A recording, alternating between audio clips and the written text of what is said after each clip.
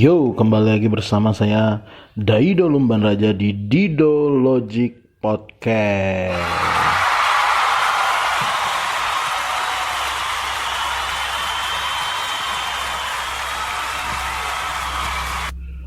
Oke, kali ini kita akan ngebahas mengenai pernyataan Kristen kambing dan Kristen domba versinya Bapak Pendeta yang satu ini. Dan siapa dia? Kita lihat saja langsung penjabarannya. Shalom Aleihim, Besem Yesua Hamasiah. Assalamualaikum warahmatullahi wabarakatuh. True God Jesus Christ bless you all.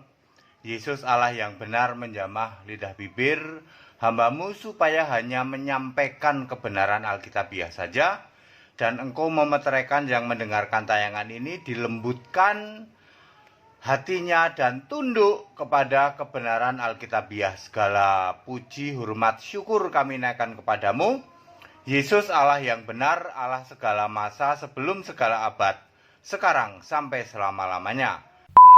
Oke, barusan kita dengar itu doanya Bapak Pendeta ini ya. Dari doanya aja udah agak campur kebule-bulean sama ketimur-timuran ya kan. Jadi semua pendengar bisa menyimpulkan ini doa yang unik, doa yang recommended atau bagaimana. Tapi menurut gua ini doanya sih ini ya agak membingungkan siapa yang mendengar gitu ya.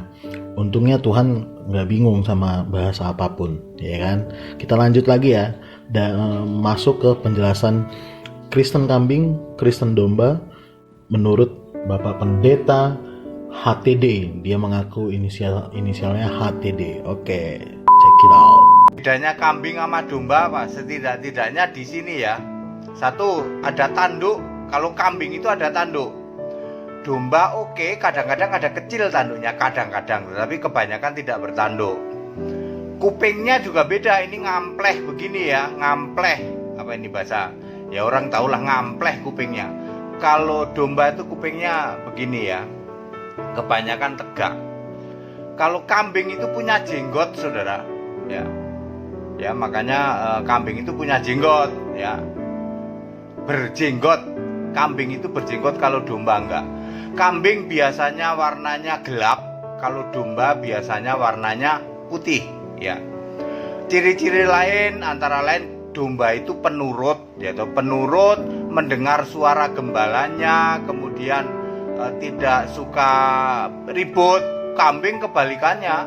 Kambing ini tegar tengkuk, bandel, ya, keras kepala begitu ya.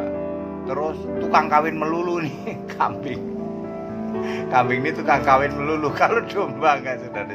Ya itu ilustrasi ciri-ciri bedanya kambing dengan domba. Oke, tadi kita udah dengar penjelasan dari Bapak Pendeta ini tentang sekilas ya gambaran perbedaan antara kambing dan domba.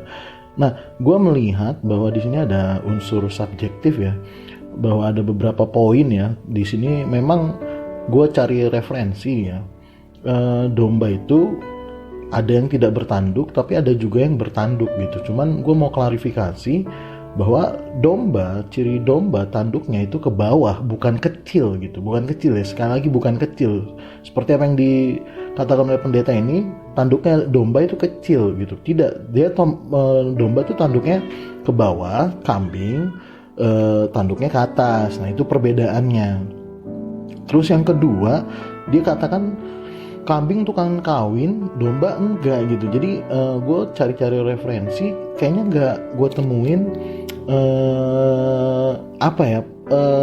referensi yang menguatkan statement itu, bahwa hanya kambing yang tukang kawin sedangkan domba tidak. Ini masalahnya Bapak Pendeta ini tahu dari mana, penelitiannya gimana ya, atau referensinya apa? Gue dari tadi nyariin agak kebingungan sih. Oke, kita lanjut aja ya ke penjelasan berikutnya. Oke. Ternyata kambing dan domba, Kristen kambing, Kristen domba itu ada di Alkitab. Lah kalau ada di Alkitab kan kita nggak bisa bantah dong, ya betul ya. Mari kita jelaskan siapa sih Kristen kambing, siapa Kristen domba, ya. Bacaan kita dari Matius pasal 25. Matius pasal 25 dimulai dari ayat 32.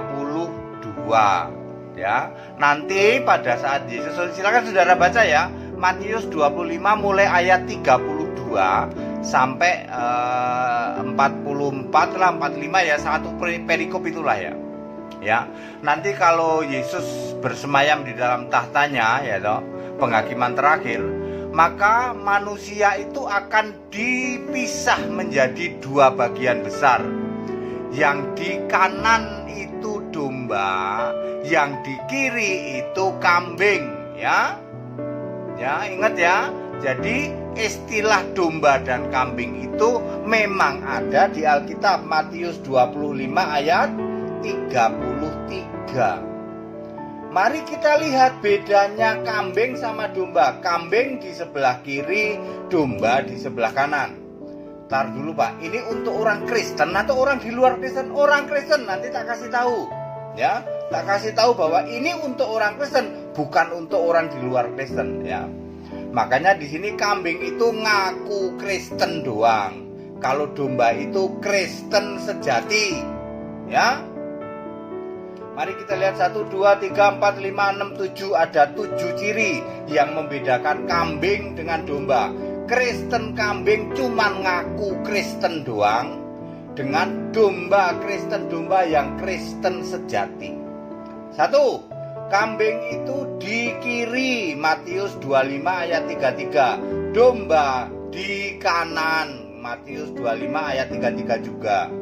Ya. Jadi sebelah kiri kambing, sebelah kanan domba.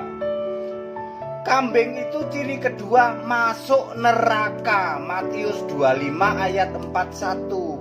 Kalau domba masuk surga, Matius 25 ayat 34. Ciri ketiga, kambing itu terkutuk, Matius 25 ayat. Ini 34, ini bukan 31 ya, 34 sorry ya. Matius 25 ayat 41. Oke, menarik ya. Bapak ini mengangkat teks dari Matius pasal 25 yang perikopnya penghakiman terakhir itu dimulai dari ayat 31. Lalu Bapak itu menjelaskan posisi kambing dan domba, ya, di mana kambing ada di sebelah kiri, domba di sebelah kanan. Lalu dia menjelaskan kambing masuk neraka, lalu domba masuk sorga. Nah, itu sesuai dengan teks atau sesuai dengan perumpamaan yang disampaikan Yesus pada saat itu. Nah, cuman kita belum melihat penjelasan lebih lanjut. Nah, jadi kita lanjut aja ya. Sampai di sini menurut gua masih aman ya. Sampai di sini menurut gua masih aman. Kita lihat lagi kelanjutannya. Aman atau enggak nih penjelasan Kristen kambing dan Kristen domba. Oke? Cek kidok. Matius 25 ayat 34. Ciri ketiga, kambing itu terkutuk, Matius 25 ayat. Ini 34, ini bukan 31 ya, 34 sorry ya. Matius 25 ayat 41, sorry salah ya. Ayat 41. Matius 25 ayat 41 itu terkutuk, sedangkan domba itu diberkati, Matius 25 ayat 34. Kambing itu memberitakan Injil lain, perhatikan I-nya huruf kecil ya. Galatia 1 ayat 6. Kalau domba Kristen sejati memberitakan Injil Kristus, I-nya huruf besar ya. Galatia 1 ayat 7. Oke, kayaknya udah mulai nyerempet gitu ya, nyerempet untuk keluar dari jalur Matius pasal 25 tadi ya, dari ayat 31. Nah, di sini Bapak ini menyatakan bahwa kambing itu terkutuk dan domba itu diberkati. Lalu dilanjutkan dengan kambing itu, pernyataan kambing itu memberitakan Injil lain dan domba memberitakan Injil Kristus. Kutipannya dari Galatia pasal yang pertama. dari ayat 6 sampai ayat yang ke-10. Nah, kutipan bahwa kambing itu memberitakan Injil lain itu ada di ayat 6, Galatia pasal 1 ayat 6, dan domba memberitakan Injil Kristus di Galatia 1 ayat 7. Nih saya bacain aja langsung ya. Di Galatia 1 ayat 6 begini, Paulus sebagai penulis berkata demikian, "Aku heran bahwa kamu begitu lekas berbalik daripada Dianya huruf besar yang oleh kasih karunia Kristus telah memanggil kamu dan mengikuti suatu Injil lain." Di ayat 7, yang sebenarnya bukan Injil, hanya ada orang yang mengacaukan kamu dan yang bermaksud untuk memutarbalikkan Injil Kristus. Nah, jadi begini, kalau kalian baca dari satu pasal itu ayat 6 sampai ayat yang ke-10, di situ memang ada kata bahwa Paulus mengutuk ya orang-orang yang memberitakan Injil lain. Tapi secara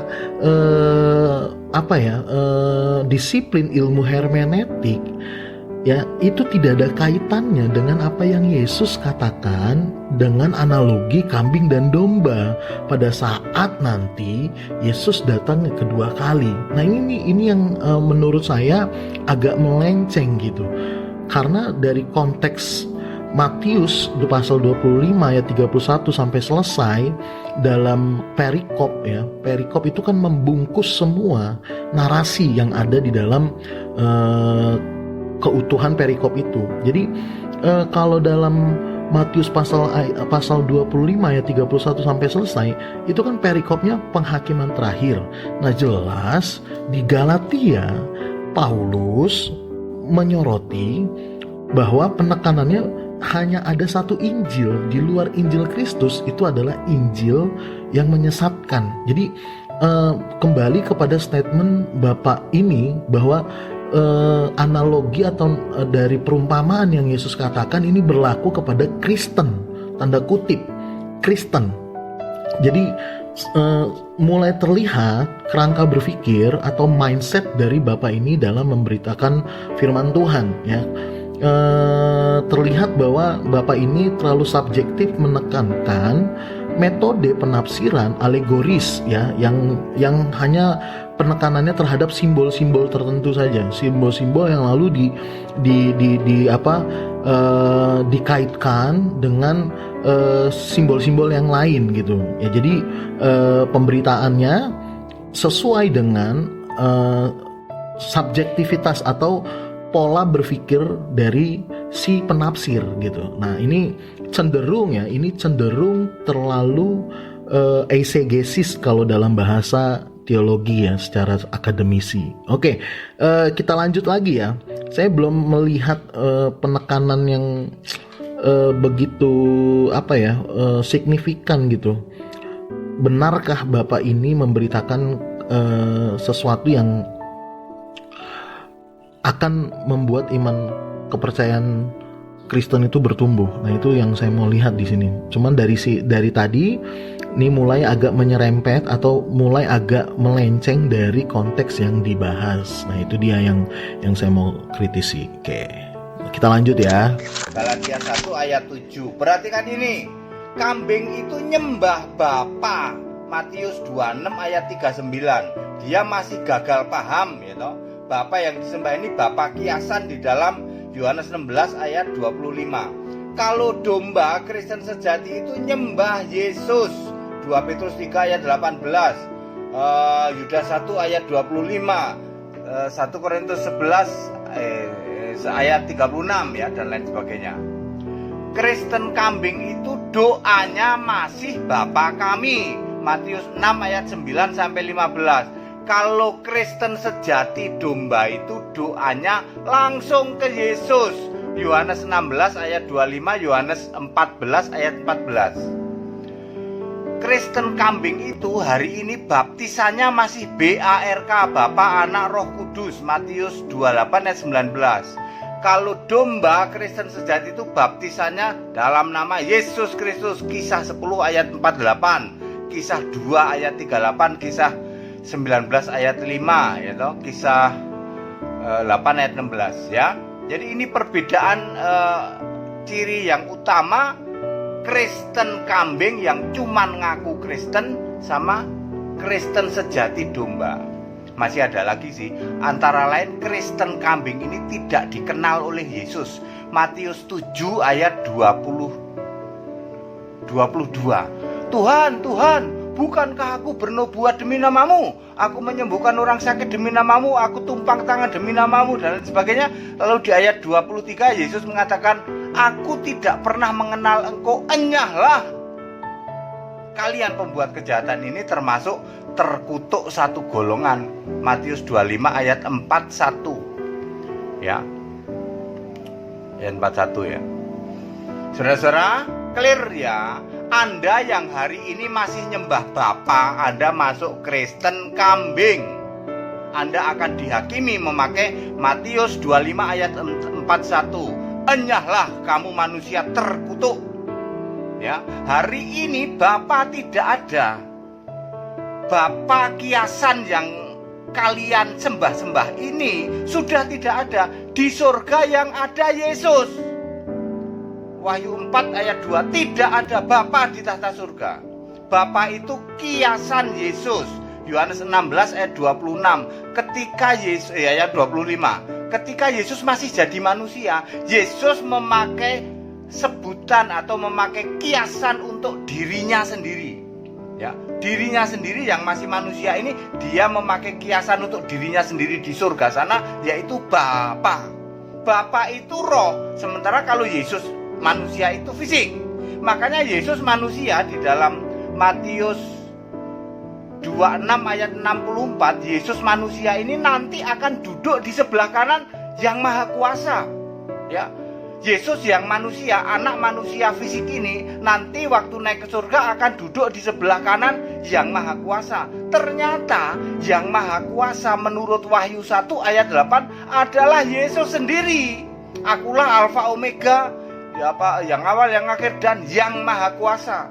Jadi Yesus yang fisik berubah menjadi Yesus roh, menjadi yang maha kuasa. Itu maksudnya Yesus duduk sebelah kanan, ya. Jadi nyembah itu jangan Bapa, wong Bapaknya saja tidak ada. Anda yang hari ini masih nyembah Bapa, demi kemurahan Allah, saya Pendeta Henry Tandiata memberitahukan Anda termasuk golongan terkutuk memberitakan Injil lain. Sembahlah Yesus sebagai Allah yang benar. 1 Yohanes 5 ayat 20. Bapa sudah finish. Bapa ini Bapa kiasan. Yesus ini Bapa kekal di dalam Yesaya 9 ayat 5. Itu Yesus Bapa kekal. Bapa kiasanmu yang kamu sembah-sembah ini sudah finish. Doa Bapa kami sudah finish. Doa langsung ke Yesus. Yohanes 16 ayat 26 maupun Yohanes 14 ayat 14. Baptisan Bapa, Anak, Roh Kudus sudah finish. Baptisan itu dalam nama Yesus Kristus. Kisah 10 ayat 48. Demi kemurahan Allah, daripada Anda masuk Kristen kambing, ayo tobat, masuk Kristen domba sejati, Tritunggal, buang tempat sampah, sembah Yesus, Allah yang benar. Allah itu esa, tidak pernah Tritunggal. Allah itu roh, tidak pernah pribadi. Allah itu satu, tidak pernah tiga tapi satu. Allah itu maha hadir. Kalau pribadi nggak bisa maha hadir. Ya, demi kemurahan Allah saya. Kacau sih, kacau. Oke, gue mencoba menelaah pelan-pelan, mengajak teman-teman yang barusan dengar penjabaran dari Bapak itu ya. Jadi gini, tadi gue ngedengar, teman-teman gue pasti ngedengar beberapa penjelasan yang dimana dia mengutip ayat, tetapi ayatnya ini diterjemahkan, diinterpretasikan tidak sesuai dengan konteks dari ayat-ayat itu.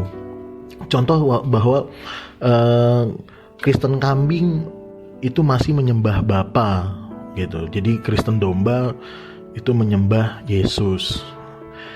Dan seterusnya gitu. Kristen kambing masih doa Bapa kami.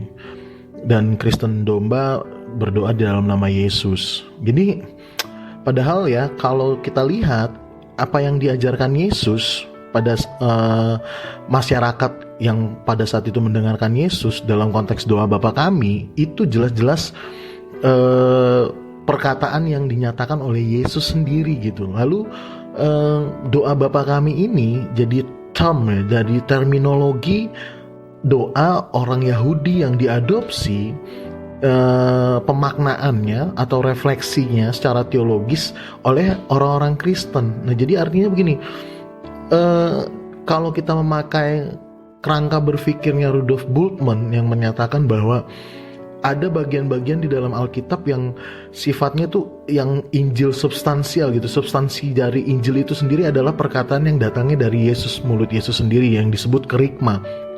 Nah, doa Bapa Kami itu bagian dari itu gitu. Itu maksudnya Rudolf Bultmann. Ya, artinya begini, kenapa terlalu enteng gitu ya, ada seorang pendeta mengajarkan doa Bapa Kami udah selesai gitu.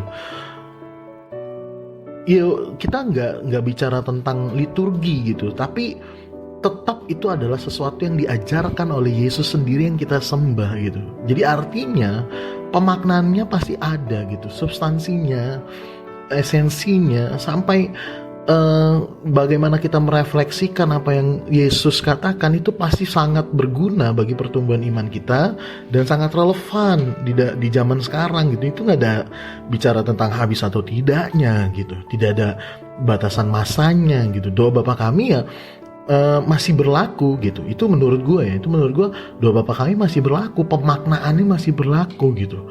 Nah, jadi terus Yesus itu tidak sama dengan Bapa. Jadi secara frontal Bapa ini bukan menista ya, bukan menghina, tetapi memang menolak gitu ya, menolak pengajaran tentang Tritunggal gitu, Allah Tritunggal, konsep Allah Tritunggal. Padahal ya kalau kita lepas ya ke teologi kita, lepas dari konsep Allah Tritunggal ya, saya rasa atau gue rasa tuh kita nggak bakal menemukan teologi yang utuh gitu, pemahaman yang utuh kalau kita lepas dari konsep Tritunggal itu. Nah, jadi gimana ya, gue nggak nanti teman-teman yang dengar coba bisa dipelajari lagi ya, dipelajari lagi teks-teks Alkitab yang dikutip oleh Bapak ini gitu. Semua itu teksnya itu terlepas dari konteksnya, itu hanya sebuah seperti korrespondensi ya. Bapak itu hanya mengutip ayat dan mencocokkan dengan tema yang dia usung. Tema yang diusung kali ini dia mengusung tentang Kristen kambing dan Kristen domba. Jadi Kristen kambing indikatornya salah satunya dia tidak menyembah Bapa. Indikatornya salah satunya itu adalah dia tidak memakai doa Bapa Kami lagi. Nah, ini yang paling aneh.